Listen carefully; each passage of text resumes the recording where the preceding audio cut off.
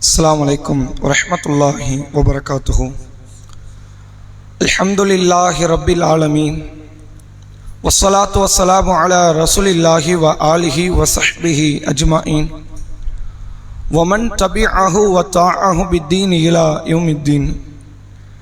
கண்ணியத்திற்கும் பெருமதிப்பிற்கும் உரிய எல்லாம் வல்ல அல்லாஹ்வின் நல்லடியார்களே, அல்லாஹுடைய பேரருளால் சுபுஹுடைய தொழுகையை ஜமாத்தோடு நிறைவேற்றிவிட்டு அல்லாஹுடைய ஆலயத்தில் அவனது மார்க்க செய்திகளை அறிந்து கொள்ள வேண்டும் என்கிற உயர்ந்த லட்சியத்தை நாம் அனைவரும் இங்கு ஒன்று திரண்டிருக்கிறோம். இந்த நல்ல தருணத்தில் அல்லாஹ் ரப்புல் ஆலமீன் தன்னுடைய திருக்குரானில் சூரா நாசியாத் என்று சொல்லப்படுகிற 79வது அத்தியாயத்தில் ஒரு சில வசனங்கள் வாயிலாக சொர்க்கவாசிகள் யார், நரகவாசிகள் யார் என்பதை அல்லாஹ் பட்டியலிடுகிறான். குரானிலே நீங்கள் பல்வேறு இடங்களில் பார்க்கலாம், சொர்க்கவாசிகளுடைய பண்புகள் இன்னென்ன விதத்தில் இருக்கும் என்றும், நரகவாசிகளாக செல்லக்கூடியவருடைய பண்புகள் இப்படி இருக்கும் என்று குரான் நெடுகிலும் பல இடங்களிலே அல்லாஹ் குறிப்பிடுகிறான். அதிலே குறிப்பாக நாசியாத்திலே சொல்லித்தரக்கூடிய வசனத்தை நீங்கள் கவனித்தால் அல்லாஹ் சொல்லுகிறான், ஃபஅம்மா மன் தகா வஆஸரல் ஹயாத்தத் துன்யா ஃபஇன்னல் ஜஹீம ஹியல் மஅவா. யார் வரம்பு மீறுகிறார்களோ, யார் இந்த உலக வாழ்க்கையை அதிகமாக நேசிக்கிறார்களோ அவர்களுடைய தங்குமிடம் நரகத்திற்குரியதாகத்தான் இருக்கும். அவர்கள் நாளை மறுமையில் நரகத்தில் தான் தங்குவார்கள். வஅம்மா மன் காஃப மகாம ரப்பிஹி வனஹன் நஃப்ஸ் ஃபஇன்னல் ஜன்னத ஹியல் மஅவா. யார் தன் இறைவன் முன்னால் நிற்க வேண்டும் என்ற அந்த நாளை பயந்து, நிற்க வேண்டுமே என்ற அந்த மறுமையினுடைய சூழ்நிலையை பயந்து தன்னுடைய மனோ இச்சையிலிருந்து தன்னை தவிர்த்து கொள்கிறாரோ, தன் சுய விளக்கங்களிலிருந்தும் சுய காரியங்களிலிருந்தும் ஒருவர் தன்னை தவிர்த்து கொண்டு இறை வணக்க வழிபாட்டிலும் இறை திருப்திக்கான காரியங்களில் யார் ஈடுபடுகிறாரோ ஃபஇன்னல் ஜன்னத ஹியல் மஅவா, அவர் நாளை மறுமையில் அவருடைய தங்குமிடம் சொர்க்கமாக்கப்படும் என்று அல்லாஹ் சொல்கிறான். இரண்டுமே ஒரே ஒரு வேறுபாட்டை கொண்டதுதான். துன்யாதான் வேண்டும் என்று வாழக்கூடியவர்கள் எல்லாம் துன்யாவுக்குரியவர்கள், அவர்கள் ஆகிரத்திலே நரகத்தை சந்திப்பார்கள் என்றும், இல்லை எனக்கு துன்யா தேவையில்லை, மறுமையினுடைய அந்த விசாரணைக்குத்தான் நான் பயப்படுகிறேன் என்று வாழக்கூடியவர்கள் அனைவருமே சொர்க்கத்திற்குரியவர்கள் என்றும் அல்லாஹ் இந்த வசனத்தின் வாயிலாக நமக்கு சொல்லித் தருகிறான். அப்ப நாம எப்படிப்பட்ட ஒரு மனநிலையில் இருக்க வேண்டும் என்கிற ஒரு பாடத்தை தான், ஒரு வழிகாட்டுதலைத்தான் இந்த வசனம் நமக்கு சொல்லித் தருகிறது. துன்யாவில் வாழக்கூடியவர்கள் யாருமே துன்யாவுக்காக போராடக்கூடாது என்று மார்க்கம் சொல்லவில்லை.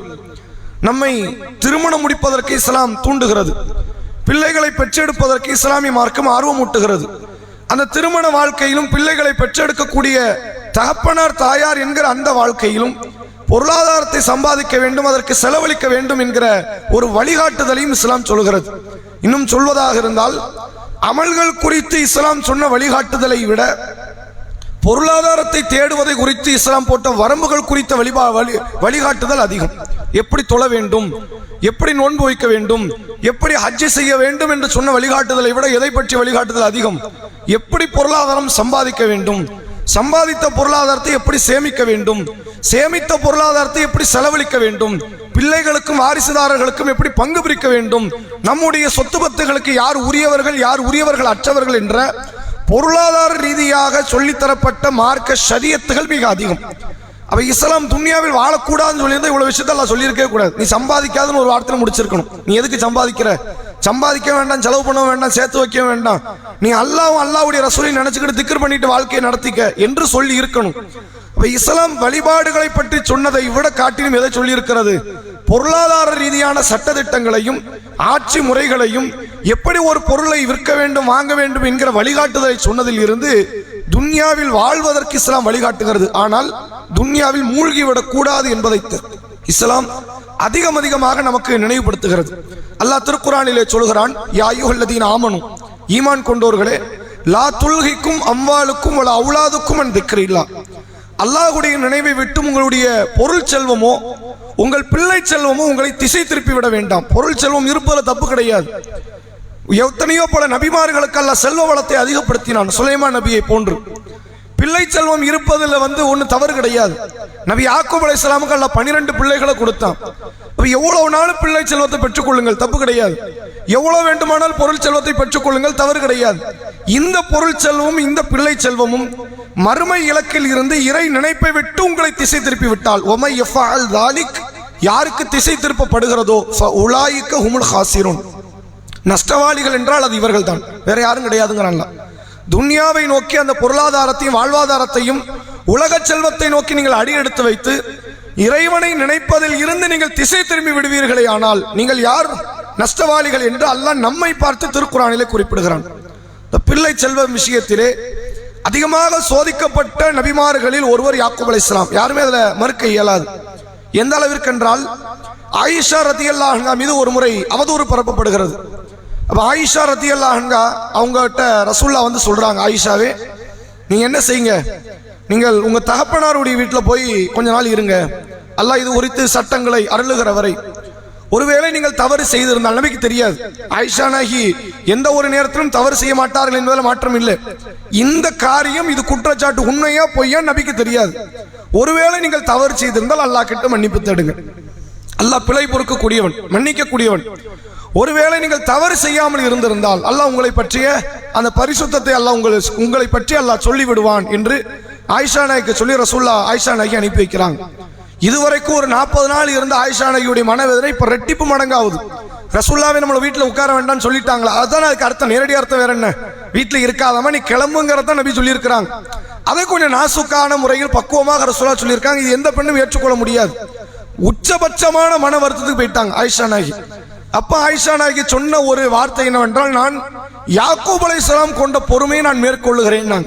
எதுக்கு அந்த இறைத்தூதர் சொல்லணும், மற்ற இறைத்தூதர்கள் பொறுமை கொள்ளலையா அப்படின்னா, யாக்கூப் அலைஹிஸ்ஸலாமுடைய பொறுமை என்பது பல ஆண்டுகளாக நீடித்தது.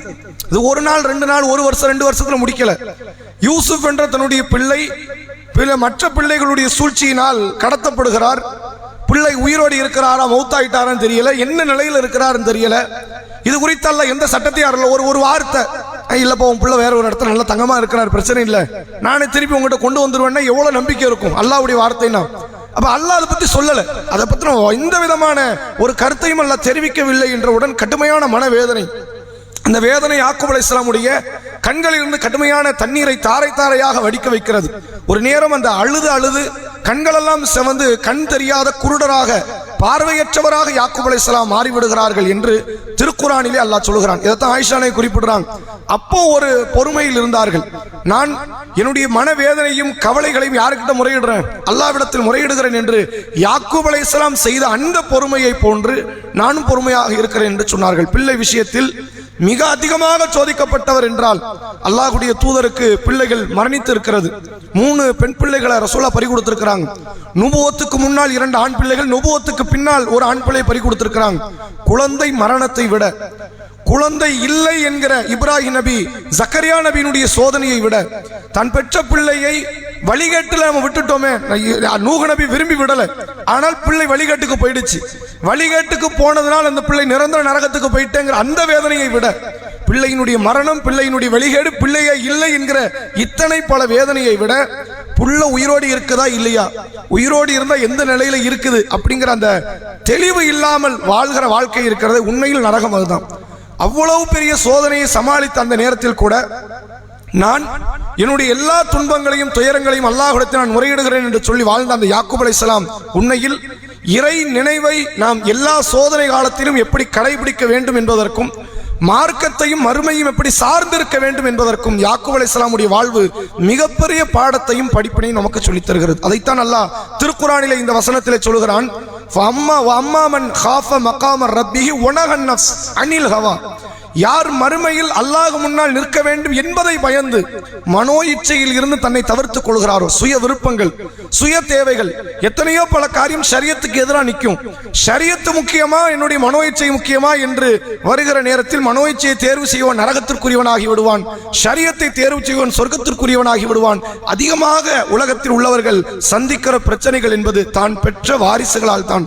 அப்படிப்பட்ட அந்த வாரிசுகளால் மறுமையினுடைய நினைவையும் இறை நினைவில் விட்டும் ஒரு நேரமும் திசை திரும்பாத யாக்கூப் அலைஹிஸ்ஸலாம் மிக பெரும் ஆளுமை மிக்க ஒரு மார்க்கத்தை பற்றி பிடித்த ஒரு நபராக இருக்கிறார். அப்படிப்பட்ட ஒரு வாழ்வியலை நாமும் நம்முடைய வாழ்க்கையில் எடுத்து சொர்க்கத்திற்குரிய நபராக மாறக்கூடிய நற்பாக்கியத்தை வல்ல இறைவன் நம் அனைவருக்கும் தந்தருள் புரிவானாக. அஸ்ஸலாமு அலைக்கும் வரஹ்மத்துல்லாஹி வபரகாத்துஹு.